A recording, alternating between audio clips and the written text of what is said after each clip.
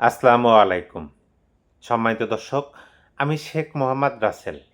আজকের এই অনুষ্ঠানে আপনাদের সামনে যে বিষয়টি সম্পর্কে আলোচনা করতে আসলাম, সেটা বাংলাদেশের রাজনৈতিক প্রেক্ষাপটে খুবই গুরুত্বপূর্ণ একটা বিষয়। আজকের এই অনুষ্ঠানে আমি যে শিরোনামটি ব্যবহার করেছি, সেটা হলো আওয়ামী লীগের ক্ষমা চাওয়া উচিত হবে না। আশা করি সম্পূর্ণ অনুষ্ঠানটি দেখে তারপরে আপনারা মন্তব্য করার চেষ্টা করবেন। অন্যথায় হ, জ, ব, র, ল অবস্থার মতো পরিস্থিতি ঘটার সম্ভাবনা থেকে যায়।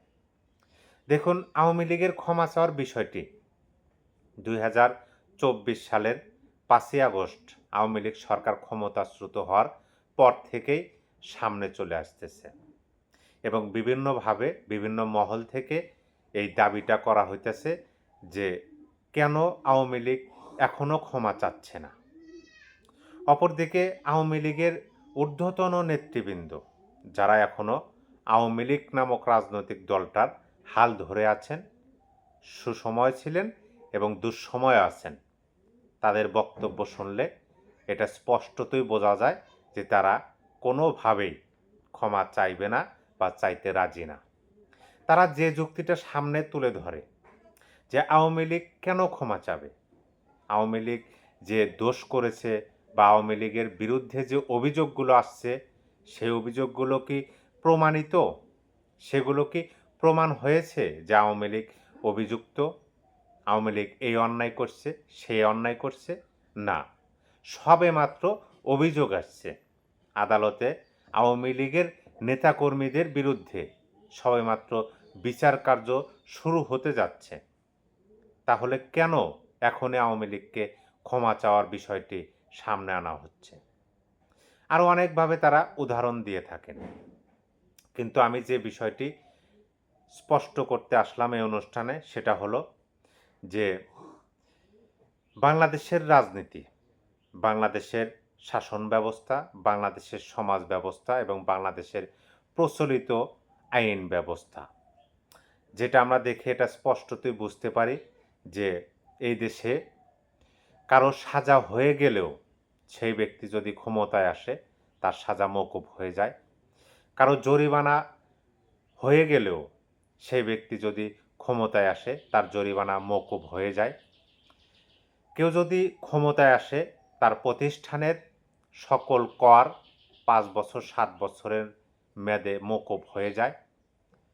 কেউ ক্ষমতা আসা মাত্রই তার নামে বা তার প্রতিষ্ঠানের নামে বিশ্ববিদ্যালয় অনুমোদন হয়ে যায়। সেই দেশে কেন একটা রাজনৈতিক দল আনুষ্ঠানিকভাবে ক্ষমা চাইবে? এই প্রশ্নটা কিন্তু সামনে চলে আসে। দেখেন, আমরা বাঙালি, বাংলাদেশের মানুষ। আমরা অতি তাড়াতাড়ি আমাদের সন্নিকটে ঘটে যাওয়া ঘটনা ভুলে যাই।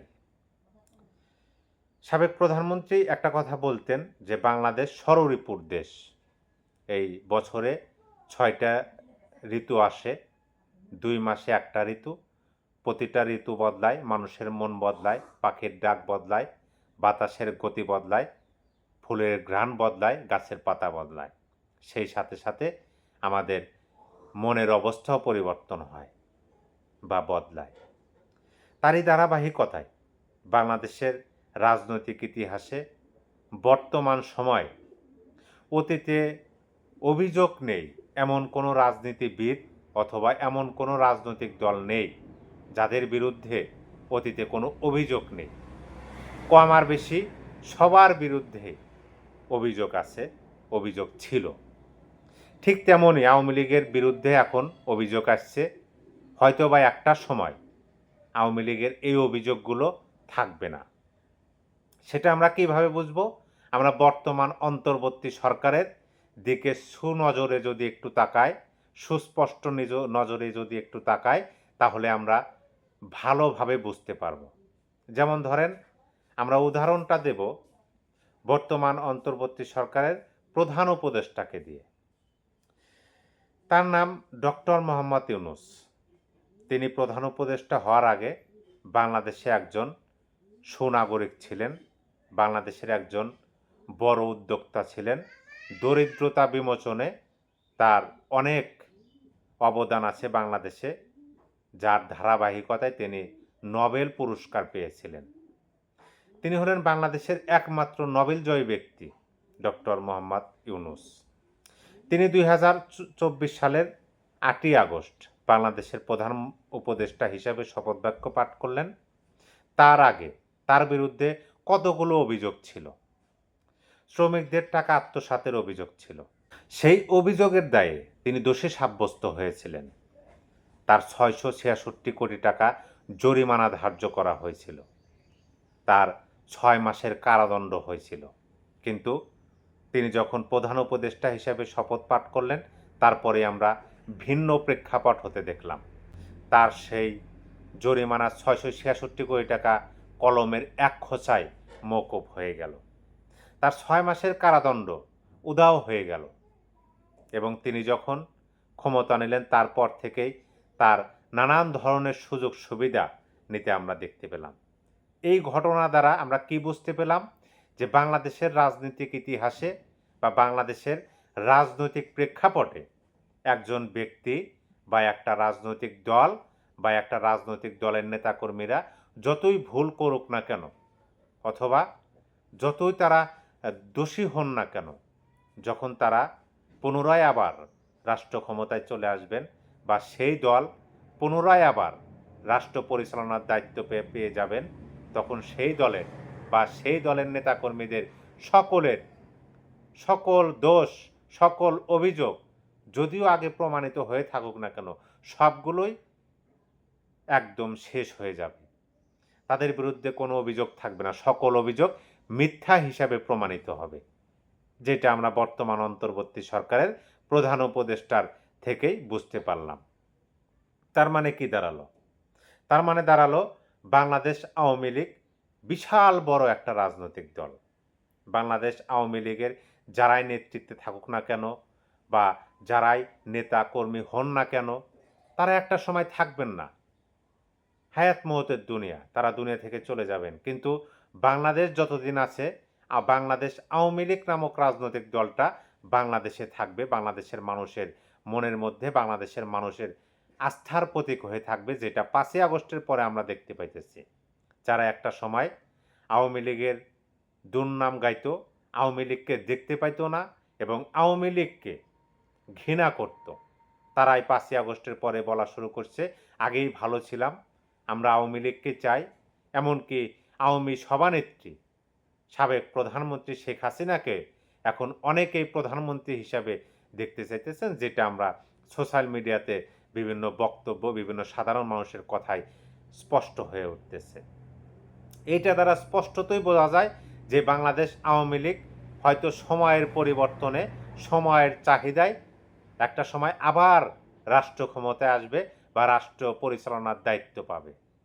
তাহলে যদি বর্তমান সরকারের বেলায় এরকম হয় যে আগের অভিযোগে দোষী সাব্যস্ত হওয়ার পরেও ক্ষমতা গ্রহণের পরপরই তার সকল দোষ উধাও হয়ে যায়, তার সকল মামলা খালাস হয়ে যায়, তার সকল সাজা মওকুফ হয়ে যায়, আওয়ামী লীগের বিষয় হয়তোবা সেরকমই হবে।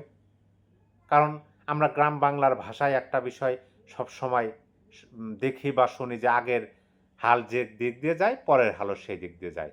সেইটা যদি বিবেচনা করা যায়, বাংলাদেশের রাজনীতিটাও সেরকমই, যে একটা রাজনৈতিক দল ক্ষমতায় থাকাকালীন যে কাজগুলো করে, পরবর্তীতে রাজনৈতিক দলগুলো ক্ষমতায় এসে বা পরবর্তীতে যারা ক্ষমতা আসেন, রাষ্ট্র পরিচালনার দায়িত্ব পান, তারাও সেই কাজগুলোই করেন। যেইটার শিক্ষা আমরা সাম্প্রতিক বর্তমান অন্তর্বর্তী সরকারের থেকে পেতেছি। বর্তমান অন্তর্বর্তী সরকারের প্রধান উপদেষ্টার সকল কিছু মওকুফ হয়ে গেল। অল্প সময়ের মধ্যে তার নামে, তার প্রতিষ্ঠানের নামে বিশ্ববিদ্যালয় অনুমোদন হয়ে গেল, ডিজিটাল ওয়ালেট অনুমোদন হয়ে গেল, আদম ব্যাপারের অনুমোদন হয়ে গেল, আরও কত কি। আশা করি বিষয়টি বুঝতে পারছেন যে এই জন্যই আওয়ামী লীগের ক্ষমা চাওয়া উচিত নয়। কারণ একটা দল যখন আনুষ্ঠানিকভাবে ক্ষমা চাইবে, সেই দায়ভার যুগ থেকে যুগান্তর যতদিন পর্যন্ত থাকে বিরোধী দলের নেতাকর্মীদের মুখে মুখে থাকবে যে তোমরা একটা সময় ভুল করছিলে এবং সেটার ক্ষমাও চাইছিলা। সেইটা যেন না হয়, সেই জন্যই হয়তো বা আওয়ামী লীগ ক্ষমা চাচ্ছে না, যে বাংলাদেশের রাজনীতিতে তো যতই ভুল করা হোক সেই ভুলগুলো শোধরানোর সুযোগ থাকে ক্ষমতায় গেলে।